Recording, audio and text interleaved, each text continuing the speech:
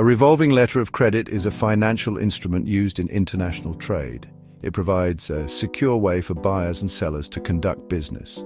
Essentially, it acts as a guarantee from the buyer's bank to the seller's bank. The buyer's bank assures payment for goods or services as long as the terms of the letter of credit are met. This type of letter of credit is particularly useful for regular, ongoing shipments between a buyer and a seller. Instead of issuing a new letter of credit for each transaction, a revolving letter of credit can cover multiple shipments over a specified period.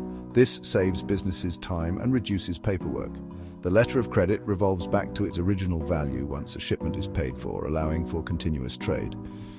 Imagine a scenario where a coffee importer regularly purchases beans from a supplier in Colombia. Instead of issuing a new letter of credit for every shipment, they can establish a revolving one.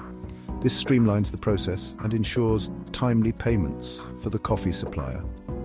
Revolving letters of credit are powerful tools that facilitate smooth international trade. They offer flexibility and security for both importers and exporters dealing with recurring transactions. In the next section, we will explore the different types of revolving letters of credit.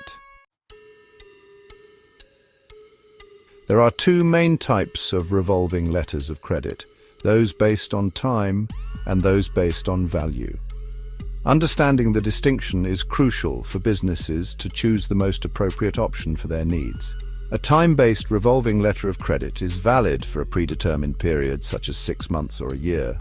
The credit line automatically renews at the end of each period, up to a maximum value specified in the agreement. This type is suitable for businesses with regular shipments within a defined time frame. On the other hand, a value-based revolving letter of credit focuses on the total value of goods or services being traded. Once the pre-agreed value is reached, the credit line is exhausted. This type is more suitable for businesses with varying shipment sizes or those unsure about the exact quantity of goods they will need over time.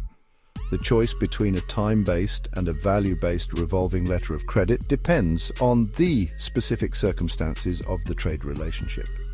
Businesses must carefully consider factors such as the frequency of shipments, the value of each shipment, and the overall duration of their agreement. Let's illustrate how these types of revolving letters of credit work with examples. Suppose a clothing retailer in the United States has a contract with a manufacturer in Bangladesh to supply 1,000 shirts monthly for a year. They could use a time-based revolving letter of credit. This letter of credit would cover the monthly shipments for the entire year, renewing each month until the agreement ends. Conversely, consider a furniture importer who sources products from various suppliers in Indonesia. They may prefer a value-based revolving letter of credit with a limit of $500,000. This way, they can purchase furniture from different suppliers until the credit line is exhausted, regardless of the number of shipments. Within time-based revolving letters of credit, there are further subcategories: cumulative and non-cumulative. In a cumulative revolving letter of credit, any unused credit amount at the end of a period is added to the next period's available credit. In contrast, a non-cumulative revolving letter of credit does not carry over any unused credit.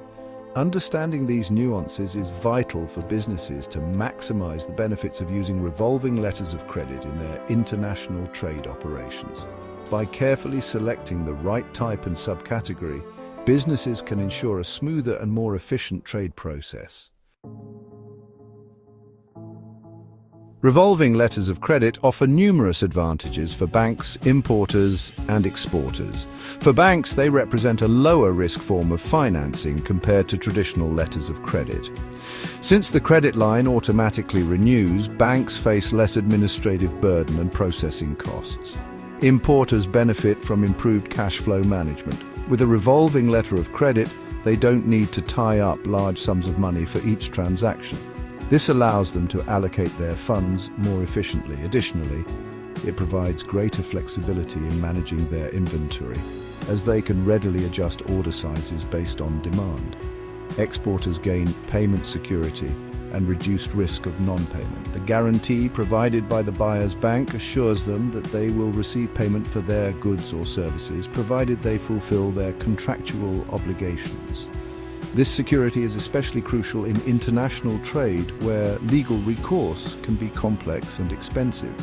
Perhaps the most significant advantage of a revolving letter of credit is its ability to simplify the trade process and save time. By eliminating the need to issue a new letter of credit for each transaction, businesses can significantly reduce paperwork and administrative tasks. This allows them to focus on their core operations and cultivate stronger relationships with their trading partners.